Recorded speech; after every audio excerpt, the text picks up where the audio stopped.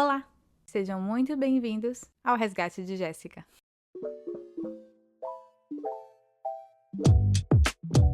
Oi, gente, tudo bom? No episódio de hoje a gente vai falar um assunto um pouquinho diferente. Pelo menos eu acho que vocês vão achar diferente, mas pra mim tem muito a ver. Eu vou falar um pouquinho sobre o fato de eu não morar no Brasil. Eu saí do Brasil em 2019, né, para fazer um intercâmbio de au pair. Fiquei um ano. A priori eu queria ficar só um ano, acabei estendendo para mais um ano. E aí depois aconteceu o Covid, aí eu consegui estender por mais 6 meses. E nesse meio período, eu e meu esposo, a gente decidiu se mudar de onde a gente morava, que a gente morava no Texas, vimos pra cá, e aí aqui nos fincamos, né? Estamos aqui desde 2021. Ou seja, nessa jornada, desde a saída do Brasil, são 6 anos, né? E o episódio de hoje se chama Morar Fora me desconectou de mim e foi assim que me reconectei.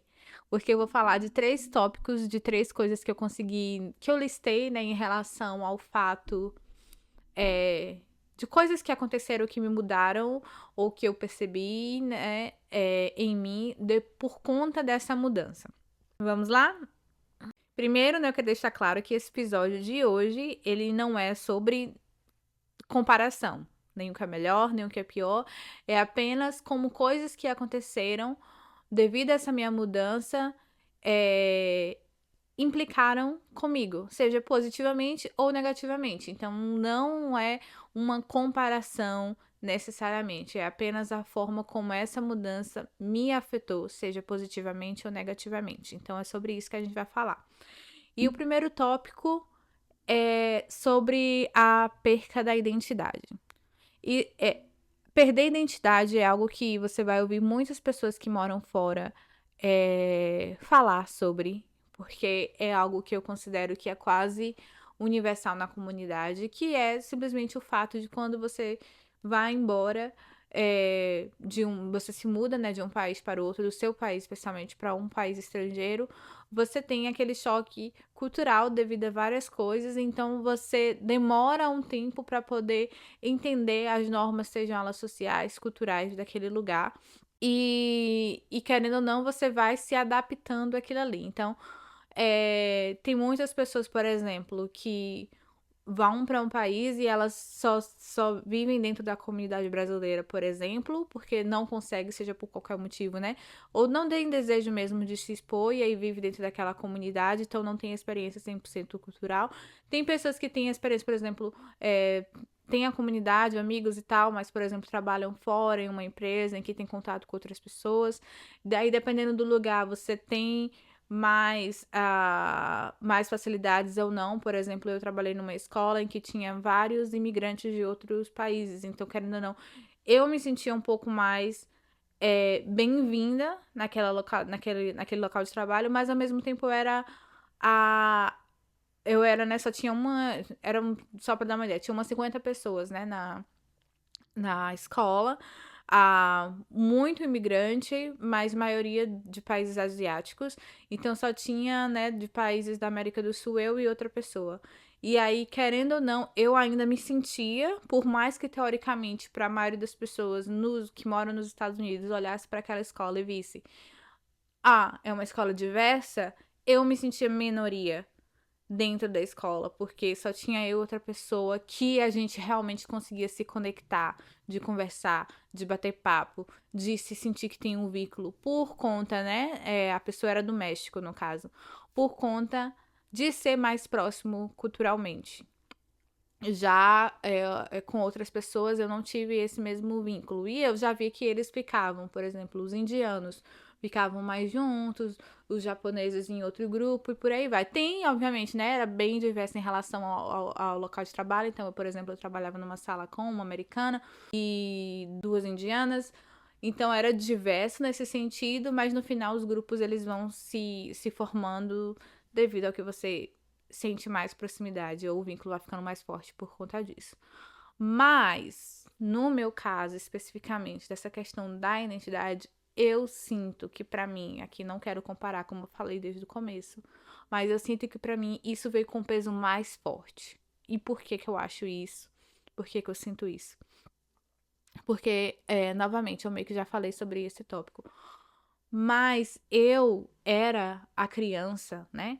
E durante a adolescência e aí até a vida adulta mesmo, no Brasil, minha parte da minha identidade enquanto pessoa era devido à língua, era a palavra, era o português. Por quê? Eu sempre na escola, por exemplo, eu sempre fui a aluna que tinha um bom vocabulário.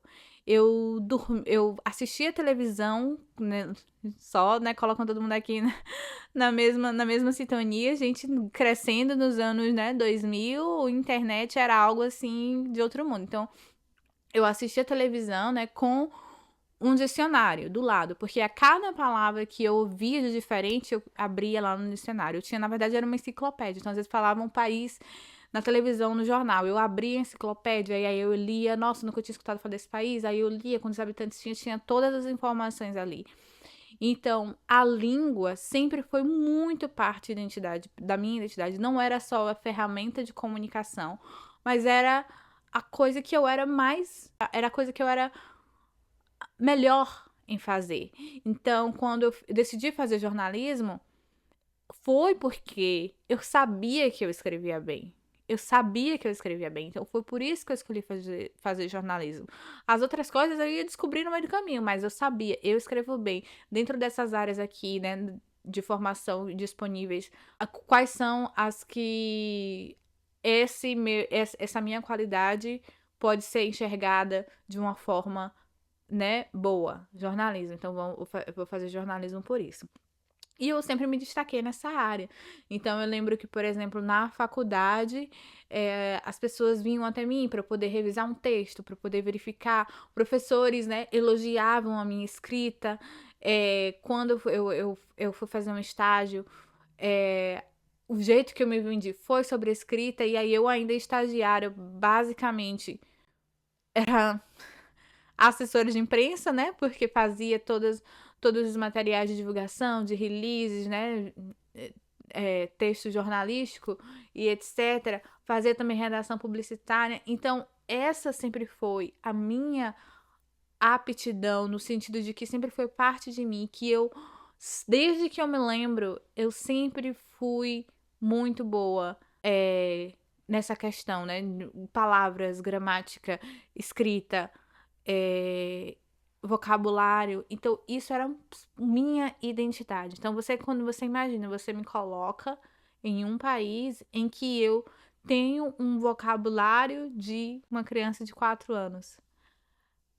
E é muito angustiante para uma pessoa, né? Para mim era muito angustiante eu saber eu ter a consciência, porque é uma coisa, é a pessoa que tá aprendendo um idioma, e aí ela fala, e ela sabe que ela tá aprendendo, e ela tá ok com isso, entendeu? Porque ela tá aprendendo.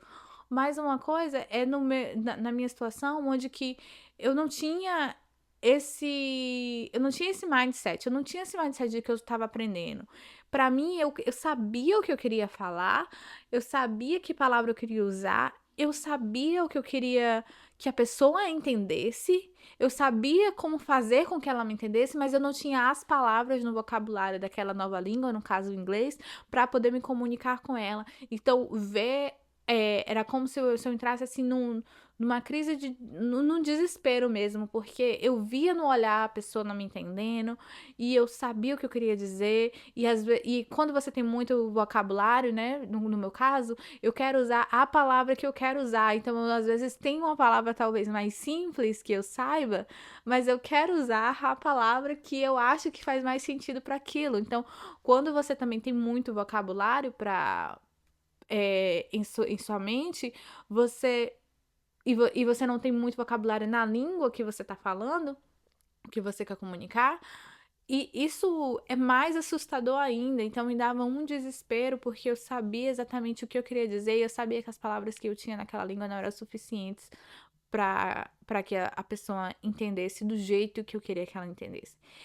E aí você pega, né? Você pega esse fator de que eu era a pessoa que, às vezes, as pessoas estavam já fazendo mestrado, pós-graduação, me pedia para eu revisar as teses, etc. E aqui nos Estados Unidos, pega eu lendo uma mensagem de texto e eu escrevendo uma mensagem de texto e eu, sem confiança nenhuma em saber se aquilo que estava escrito estava correto, estava passando a mensagem que eu queria dizer, estava. Porque não é só sobre gramática, é sobre você ser entendido da forma que você quer ser entendida. E aí eu me vi, às vezes, principalmente, né, porque como eu falei, como eu vim pra cá no intercâmbio de au pair, no intercâmbio de au pair, querendo ou não, eu acho que eu tinha uma mente um pouco mais aberta para os erros, porque eu sabia que era só um período de tempo e aquilo ia acabar. Então, eu tava um pouco. Não que eu tava um pouco me lixando, mas eu tava mais tranquila. Eu não sentia tanta pressão. Mas quando virou essa questão e eu vi que eu vou morar aqui, eu tô morando aqui, isso aqui agora é minha vida, né? Foi quando que eu acho que eu comecei a ter essa surtada. E aí, tipo, mandar uma mensagem de texto, às vezes uma coisa simples. Que eu sei que no Brasil, eu nunca ia pedir. Ei, pode ler aqui pra mim? Ver se tá legal? Ei, eu sei que não, porque eu sempre tive essa confiança de que eu mesma consigo me auto-revisar e olhar e. Não, tá bom. Ou eu sei o que eu quero dizer. Não, a pessoa vai entender. Ou, e quando eu tinha que fazer isso na língua, né? Em inglês eu não tinha essa confiança. Então, às vezes eu lia e eu não sabia, né? Até hoje, né? Eu leio e eu não tenho 100% de certeza. Isso tá claro? Tá passando a mensagem que eu quero dizer?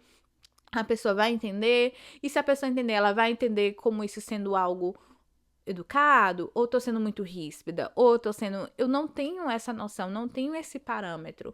E aí, isso pra mim foi muito devastador, porque eu pensei, nossa, a coisa que eu tenho de melhor em mim, a coisa que eu tenho de que eu sei fazer de melhor, que as pessoas mais me elogiam, que as pessoas mais é, comentam sobre mim, eu não sou mais. Então, pra mim foi uma revelação muito assustadora mesmo. Ainda é um processo que eu ainda tô lidando.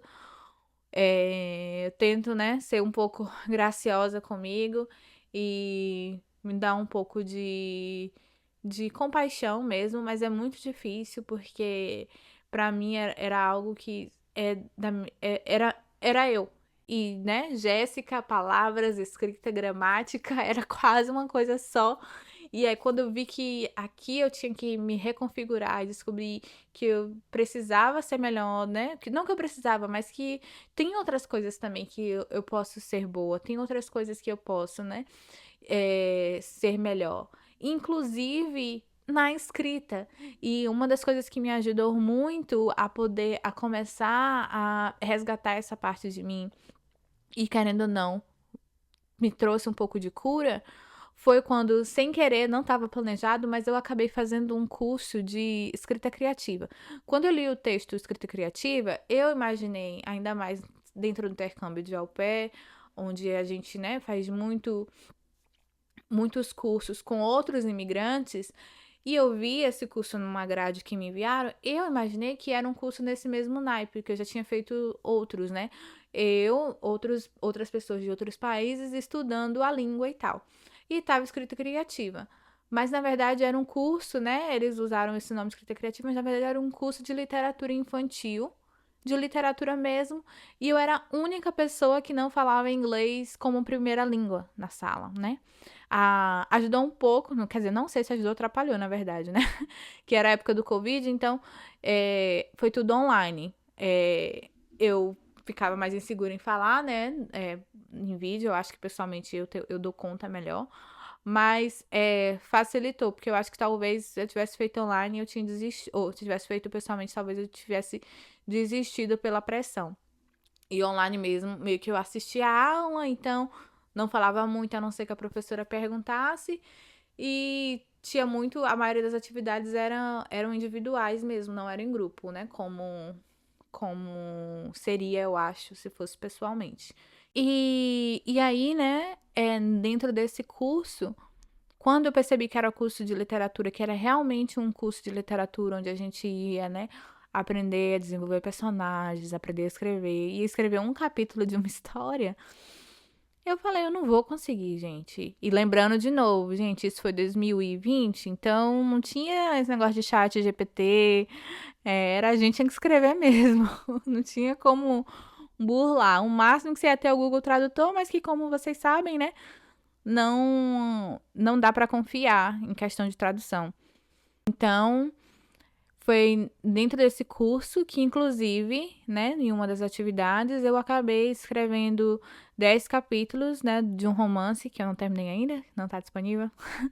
E o meu primeiro livro infantil, que é aquele livro lá que eu comentei em um dos episódios, né, sobre a minha relação com a morte e meu pai, etc, né, que é o Tem Horas que é a Hora. E quando eu terminei, isso já foi, demorou, né, obviamente, construindo confiança e tal, mas já aí no final do curso eu já tinha escrito esse livro e o comentário da professora foi que eu deveria publicar. E aí, isso, né, às vezes a gente precisa de uma validação externa, né, a interna não é suficiente. Uma validação externa, essa foi a validação externa que eu precisava, porque eu falei, nossa, eu consegui. É mais difícil, é mais complicado, eu tenho que rever o texto mais vezes, eu me sinto insegura, eu não me sinto segura de realmente o que eu escrevi tá correto, então eu preciso de outros olhares, então ela obviamente me ajudava, sugerindo palavras, perguntando exatamente o que eu queria dizer e etc. Mas eu terminei um texto, a ideia era minha. Teve erros de gramática, teve erros ortográficos, etc. Sim, mas a essência, o texto, né, a história saiu daqui, da minha cabeça. E perceber isso foi um divisor de águas, porque eu entendi que, na verdade, a escrita, né, todas essas características que eu falei que eram minhas, vai muito além, né, da gramática, vai muito além da ortografia. O fato de você ter uma boa gramática, de você ter uma boa ortografia, que você dominar a língua formalmente, não necessariamente significa que você é uma boa escritora, por exemplo, sabe? E aí, então, ter esse resgate, ter essa noção, eu acho que só foi possível por conta desse contexto que eu estava inserida. Por conta de eu ter passado por esse momento de luto, onde eu achei que eu tinha perdido minha identidade e consegui recuperá-la. E aí, agora que eu recupero nesse momento, eu vejo que eu consigo realmente dar o valor a, a essa característica. Eu vejo que o valor não está necessariamente ligado à parte, né, gramática, ortográfica, como eu falei, mas a um dom, um talento, uma habilidade que que é minha, né? E que por mais que eu esteja falando de outra língua, me pertence, ultrapassa essas barreiras, sabe? E pra mim foi um momento, de novo, não é que eu sou 100% bem resolvida com isso, não, ainda é muito difícil, mas me trouxe um pouco de ah, alívio, conforto e paz, né? No sentido de não ter mais tanta, tanta, de não buscar mais essa perfeição nesse sentido, né? Porque eu não vou nunca dominar o inglês da forma que eu domino o português, né? Porque assim, e aqui eu não tô falando dominar nem no sentido de novo de gramática, não, porque talvez sim, né? Eu passei 20 anos no Brasil para chegar, 26 anos no Brasil para chegar ao nível que eu cheguei. São 6 anos aqui, digamos aí, vamos ter que parar mais 20 anos aqui, digamos que eu conseguiria, né? Teoricamente.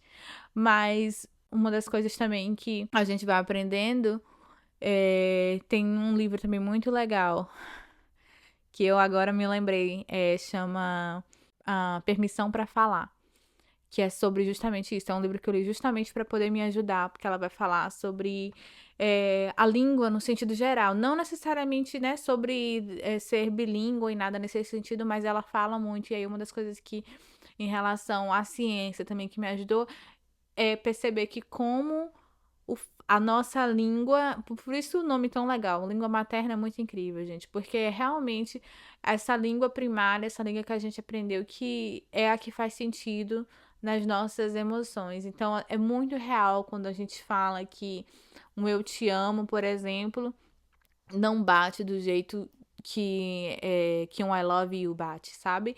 Porque vai muito desse lugar da língua que o nosso cérebro desenvolveu junto. Então, para mim, o português sempre vai ser o português, né? Sempre vai ser a minha língua materna, nesse sentido mesmo de maternar, porque foi a língua que cresceu junto comigo. Então, não tem nunca, não vou poder nunca, eu acredito, não vou poder nunca equiparar, por mais que, digamos, eu seja exposta hoje, por exemplo, a mais 20 anos de inglês, né? Para equiparar os 26 que eu passei imersa no português. Mas vamos lá ao tópico 2. O tópico 2 é um tópico um pouco sensível e eu tô pensando assim exatamente como que eu quero falar como que eu quero falar, porque é um tópico que na verdade, né, que como eu falei, eu me perdi e também me encontrei, né? Então essa questão da identidade foi algo que eu perdi, mas me reencontrei e esse daqui é mais sobre o reencontro mesmo, que eu acho que só foi possível também por conta dessa mudança, que é sobre estética. Eu acho que principalmente nessa última viagem, eu acabei de vir do Brasil mês passado. E essa foi a segunda vez, né, que eu voltei ao Brasil desde que eu me mudei pra cá. Eu acho que a primeira vez eu senti, mas a primeira vez eu ainda tava processando tudo, então eu não sabia exatamente como me comportar. Nessa segunda, eu acho que eu já fui mais munida de segurança interna pra encarar. Mas uma das coisas que no Brasil acontece que normalmente me traz para um lugar de desconforto, né? Que me gatilha, é essa pressão estética. Principalmente em relação à mulher. Me assusta muito, né? Dessas 2 vezes que eu fui ao Brasil, a forma como que a gente, mulher, é vista na sociedade e como a gente é ensinada a ser. E eu não tinha esse olhar, obviamente. Eu sempre senti, né, crescendo, que eu não me encaixava em certos padrões. Então, eu via, né, eu não sei nem como comparar. Eu quero comparar sem parecer. Eu preciso fazer uma comparação, acho que para dar uma base, mas sem dizer, né, se é o que é errado e o que não é errado. Não é desse lugar que eu quero falar, é errado, não, não. Mas é sobre mim, a minha personalidade, sabe? Eu sempre me senti desconfortável no Brasil, crescendo, em questão de como que de como a beleza é cultuada. É basicamente isso. É um culto à beleza, a gente tem que estar sempre bem, a gente é muito vaidosa, homens e mulheres, mas assim, eu sinto que desde muito pequena, quando a criança deveria estar focada, por exemplo, em brincar, explorar o mundo, a gente já é direcionada para esse caminho. E aqui eu vou dar um exemplo assim meio bobo, mas por exemplo, no Brasil. No Brasil, crescendo, eu sempre entendi que se faz a unha uma vez por semana. Porque se faz. E não me importa aqui de nível social. Basicamente, todo mundo faz a unha, né? Uma vez por semana. Eu tô falando, de novo, gente. Tô falando aqui no nível geral da minha visão de mundo, de onde eu cresci, em que não éramos ricos, nada, não éramos nem, nem classe média, mas no geral tem essa questão. Quando eu vim para os Estados Unidos, eu vi que a barra aqui é muito mais tranquila. Talvez até por fato, né, das pessoas aqui serem um pouco mais individualistas e não muito, né, no sentido coletivo, as pessoas não estão nem aí para como as pessoas se vestem ou como elas aparentam ser. E isso, de certa forma, foi muito libertador quando eu cheguei. Obviamente demorou, né, um tempo para eu processar, mas quando eu fui percebendo, nossa, as pessoas não estão prestando atenção em mim, As pessoas não olham pro meu cabelo, as pessoas não olham com aquele olhar de tipo, né? De tipo, o que essa pessoa tá fazendo, o que essa pessoa tá vestindo, não olha só o cabelo. Porque no Brasil você pega esses olhares o tempo todo. Eu sentia esses olhares o tempo todo. Era o normal, então não é nem que eu percebia, porque era o normal. Quando eu cheguei aqui, que a barra desceu e eu vi que não é possível você simplesmente vestir o que você quiser e ninguém vai te julgar, você sai do jeito que você quiser, as pessoas não vão te olhar.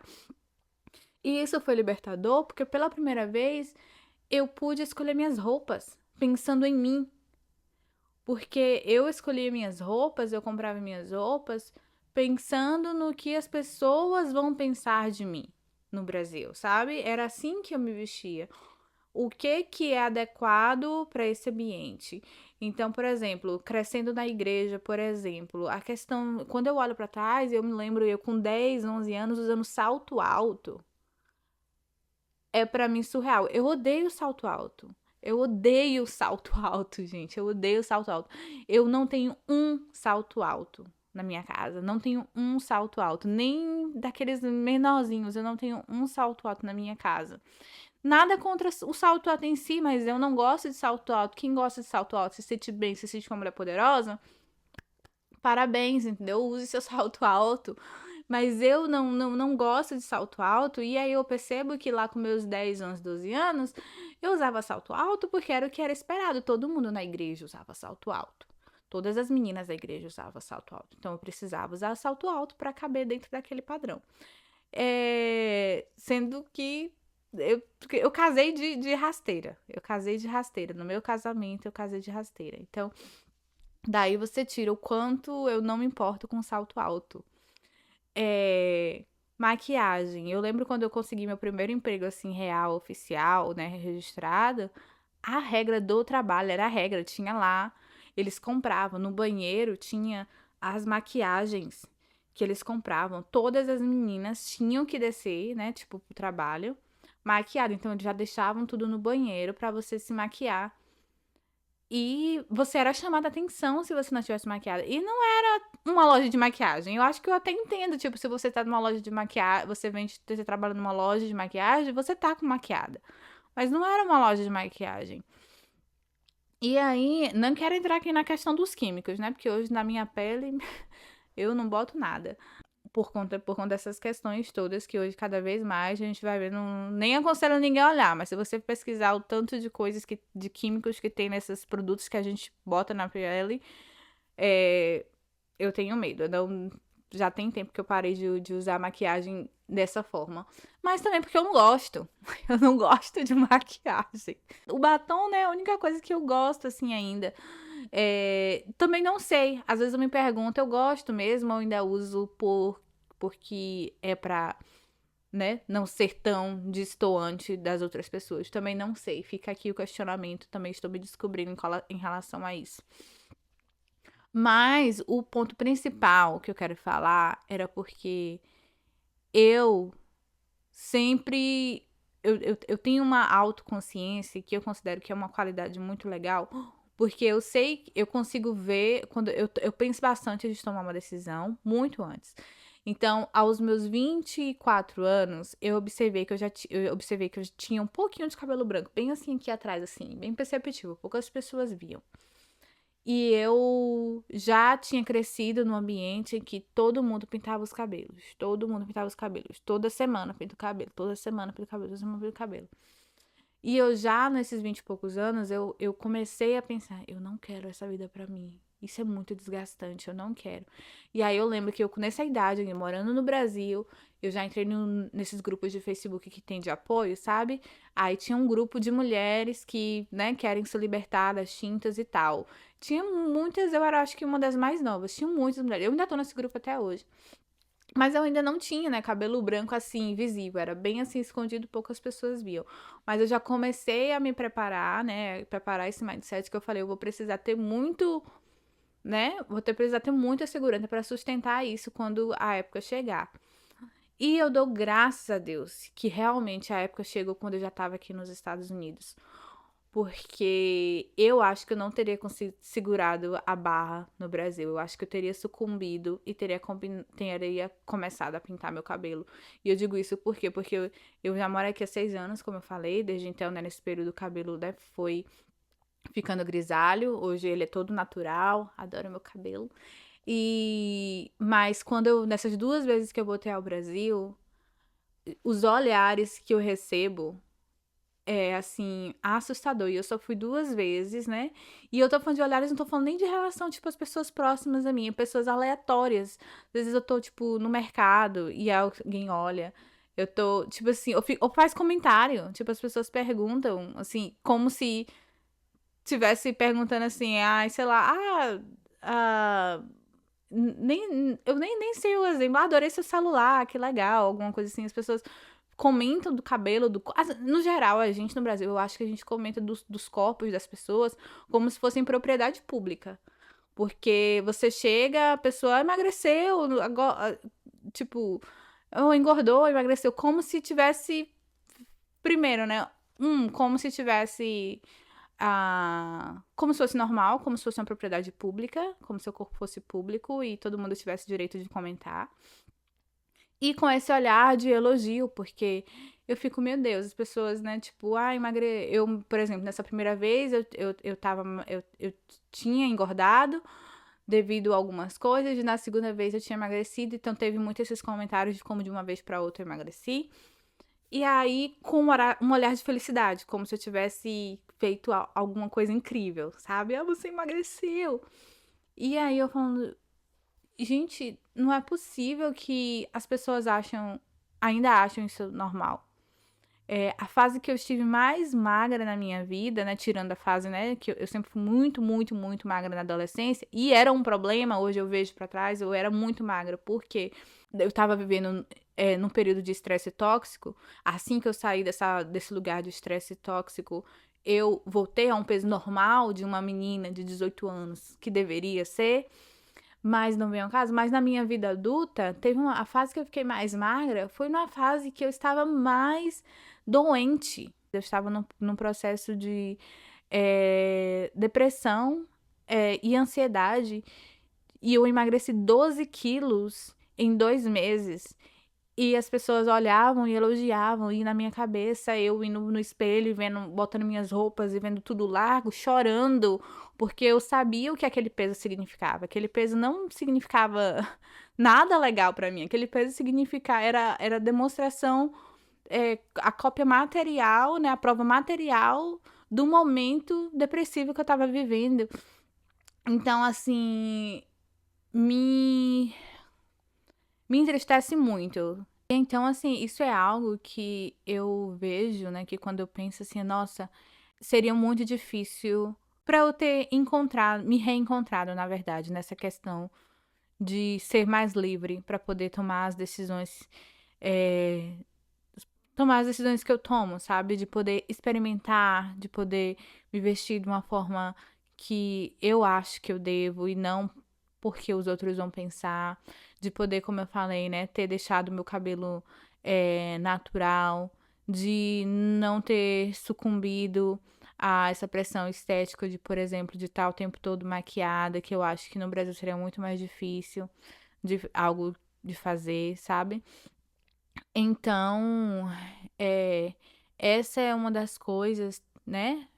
É o segundo ponto que eu acho que eu consegui me reencontrar, me reconectar por conta dessa mudança. Eu acho que seria algo que eu ia, não que eu não conseguiria, mas eu acho que ia exigir muito mais de mim. Eu acho que aqui facilitou ao ponto de que hoje eu me sinto segura no caso de voltar durante essas viagens, de eu conseguir ainda manter e não sucumbir mais. Eu acho que se eu tivesse passado por esse momento de transição lá, eu teria sucumbido. Mas hoje eu já, né, já internalizei, já tenho uma segurança, sei quem eu sou, consegui, né, ter essa certeza de saber quem eu sou, o que que eu gosto, o que que eu não gosto, o que que eu faço por mim, o que que eu faço pelos outros.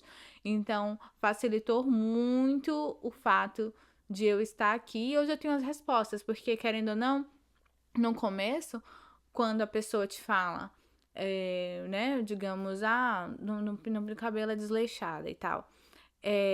Você acredita, porque você tá vendo todo mundo daquele jeito, e só você não. Você fala, né? Então realmente eu sou desleixada, porque todo mundo faz, eu não faço. E quando você tem a oportunidade de poder expressar quem você é, de não ter esse olhar de julgamento, e não ver outras pessoas, e ver outras pessoas seguindo o mesmo barco, ou sendo diferente de suas maneiras, querendo ou não, isso te reafirma de que não, isso é só uma decisão, é só uma escolha sua, e que as pessoas não têm nada a ver com isso. E aquelas pessoas não deveriam nem estar pensando, nem estar comentando, muito menos tendo a coragem de falar pra você na sua frente. Eu acho que isso é uma das coisas que ainda mais me entristece, porque você pode ter um pensamento contrário ao meu, mas fica com esse pensamento pra você, entendeu? Tipo, você não precisa externar, mas o fato das pessoas se sentirem livres pra poder falar sobre o seu corpo, se você emagreceu, se você não fez a unha, como é que sua unha tá, se seu cabelo tá branco, se você tem que pintar, se você não tem que pintar, se você tem que alisar, se você não tem que alisar, se você tem que vestir uma roupa mais salgada, se você tem que vestir uma roupa mais justa. Meu Deus, gente, cuide cada um de suas vidas. A gente já tem muita coisa pra cuidar da gente. Eu já tô cansada de cuidar da minha própria vida. Tipo, não tem como as pessoas darem conta de ficar falando da vida dos outros, sabe? Isso é uma das coisas, assim, que... Ai, pra mim é o que mais me dói em relação a estar no Brasil. É uma das coisas que, quando eu estou, é a coisa que é mais difícil de eu ter que lidar, porque eu tô constantemente tendo que bancar quem eu sou e responder coisas que eu acredito que pra mim deveriam ser óbvias, que não deveriam nem ser perguntadas, sabe? É isso. Mas vamos fechar com a parte boa. O terceiro tópico dessa nossa conversa de hoje é uma coisa que eu também acho que eu só, né, na lista que eu só descobri por conta dessa minha vinda pra cá. E na verdade, é o fato de que eu me descobri brasileira depois de eu vir pra cá.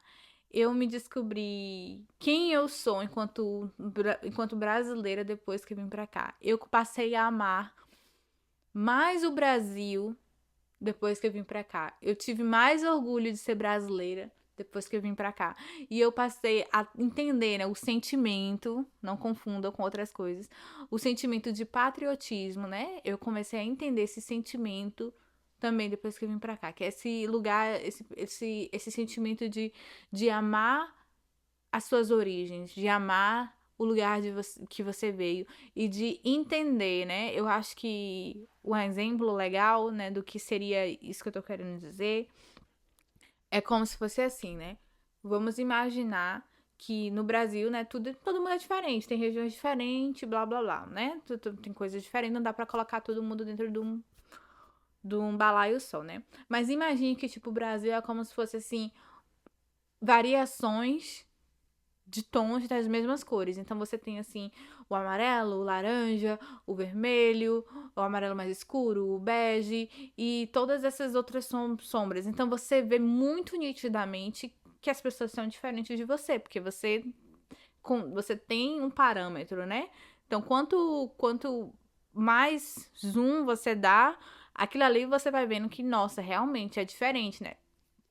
Como se fosse aquela foto, né, que você vê uma coisa só, mas aí quando você dá o zoom, vai ficando pixelado e você vê cada coisa individual. Então eu sinto que é isso, são aquela ruma de cores, cada um de uma cor. Mas quando você sai desse contexto e você lá, amarelo, laranja, uma dessas cores que eu tô falando, e você vai pra um lugar onde tudo são, digamos, tons de azuis, aí tem azul, roxo, um azul claro, azul piscina, né? O índigo, nanana. Quando você tem todas essas cores, você. Nossa! Na verdade, o lugar que eu tava lá, realmente, a gente é muito igual. Apesar de todas as nossas diferenças, sabe? A gente é igual. Eu tô vendo agora. Então, pra mim, eu tive essa sensação. Eu estava lá, né? Então, tipo, não conseguia discernir o que fazia a gente um só, o que tornava a gente único, o que dava a nossa personalidade enquanto povo. Eu nunca consegui compreender. A gente sabe, né, do que as pessoas falam e etc, assim, mas o sentimento, não.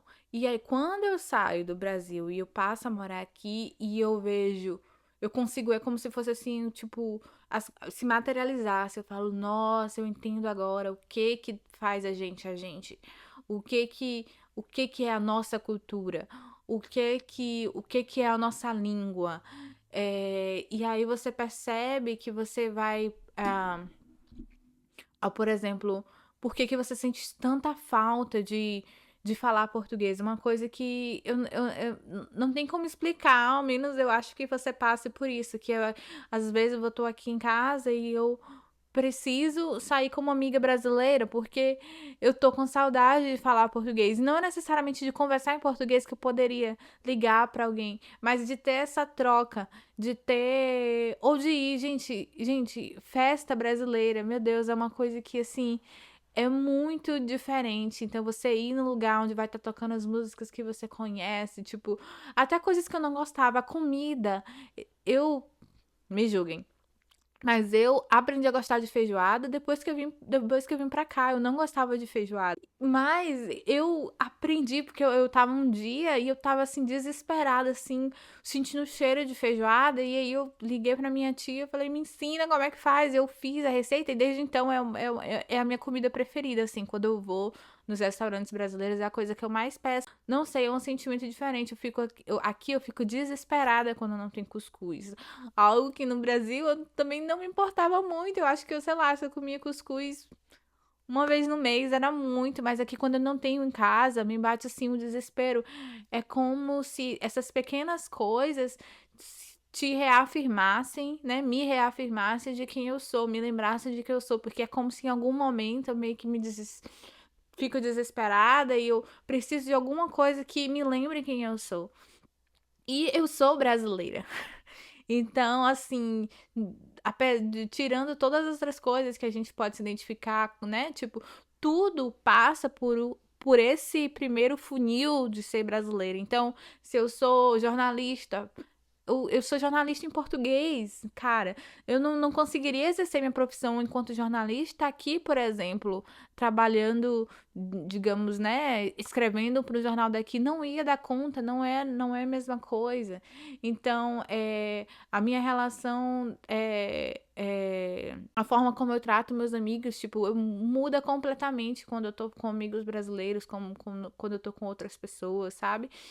É, é como se essas pequenas coisas te dessem permissão pra você ser quem você é, nem que seja por alguns momentos. É como se, sei lá, eu senti o gostinho do cuscuz, ok, tá tudo bem, Jéssica, você tá aqui, sabe? Ou você encontrasse com uma amiga, falasse português e aí vocês têm alguma resenha interna, ou vocês fazem uma referência a um show, né? Uma série de não sei quantos anos atrás, a Grande Família, sei lá, um filme, que sabe, um desenho que vocês assistiram na mesma infância, aquele jingle do comercial que só vocês sabem. Então, eu realmente descobri, eu realmente me descobri mais brasileira depois que eu saí do Brasil. Eu me descobri mais patriota depois que eu saí do Brasil. Eu me descobri, na verdade, o que é ser patriota, o sentimento de patriotismo depois que eu saí do Brasil. E eu descobri o quão orgulhosa eu sou de ser brasileira depois que eu saí do Brasil. E eu descobri o que significa ser brasileiro depois que eu saí do Brasil. E o que faz a gente. O que faz a gente único enquanto nação. Então, essa é definitivamente, eu deixei por último, mas essa é definitivamente a, a, o presente mais lindo que os Estados Unidos me deu. Porque eu só consegui entender toda essa beleza de ser brasileira, eu só consegui entender esse orgulho de ser brasileira, esse patriotismo de ser brasileira depois que eu saí do Brasil. E aí, né, o que esse episódio de hoje tem a ver, né, com essa proposta aqui? eu tô trazendo, né, com esse podcast, de poder me resgatar, de poder me reconectar comigo mesmo. É porque eu acredito que, embora, né, eu sei que eu não sou a mesma pessoa hoje de que, né, de quem eu era quando eu saí do Brasil, mas eu acredito que hoje, graças a esse momento, a essa ruptura que aconteceu, eu tô muito mais perto de ser a minha versão mais autêntica do que antes. Apesar de parecer contraditório, eu acho que essas rupturas e essa ruptura, né, de ter saído do Brasil me aproximou muito mais da minha versão mais autêntica, apesar de, querendo ou não, né, a minha identidade depender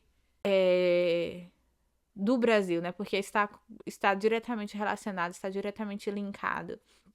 Então, apesar de parecer contraditório, né, todos esses três exemplos para mim reforçam que eu hoje estou muito mais perto da minha autenticidade. Eu estou muito mais perto de ser quem eu sou realmente. Porque essas rupturas, eu sinto que elas meio que aceleraram esse processo. Não necessariamente que eu não conseguiria se eu estivesse lá, mas eu acho que acelerou. Eu acho que graças a série de várias coisas que eu ainda vou trazer aqui, né? Mas o fato de eu ter vindo pra cá, o fato de eu ter feito uma viagem sozinha e, né, querendo ou não, uma viagem principalmente sozinha, eu acho que é uma forma também que abre esse portal de você olhar pra dentro e se reconectar consigo mesma. Então, uma série de coisas, né? Essa questão de eu ter feito o curso de literatura infantil, que me abriu também esse portal, que querendo ou não me levou para essa questão do desenvolvimento infantil, e aí eu fui entender, fui fazer terapia. Então, foram várias sucessões de coisas que aconteceram nesse mesmo período e que meio que são resultados dessa bola de neve que começou com a minha saída do Brasil. E é sobre isso, né? É sobre isso que eu tô tentando falar, sobre isso que eu decidi que eu quero conversar mais, né? Dessa questão de da gente poder se reconectar com a gente mesmo com a versão que a gente era antes de todas essas podas. E aí não importa. Cada um vai ter o seu próprio caminho, cada um vai ter sua própria trajetória. Eu tô exemplificando, assim, como foi para mim, né? E os insights que eu tô tendo, as viradas de chaves que eu tenho tido, as fichas que estão caindo para mim.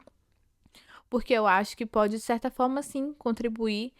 E porque o que importa mesmo é a gente ter essa consciência, essa autoconsciência e conseguir se observar e usar, né, cada evento que a gente vai ter na nossa vida como uma oportunidade para a gente poder acessar essa parte da gente, né, essa parte mais autêntica de nós mesmos e poder se reconectar com ela e acreditar de que a gente sim tem um propósito, a vida tem um sentido pra gente e a gente tá aqui, cara. Tá disponível pra gente. A gente só precisa ter essa autoconsciência de se observar, se olhar, se resgatar.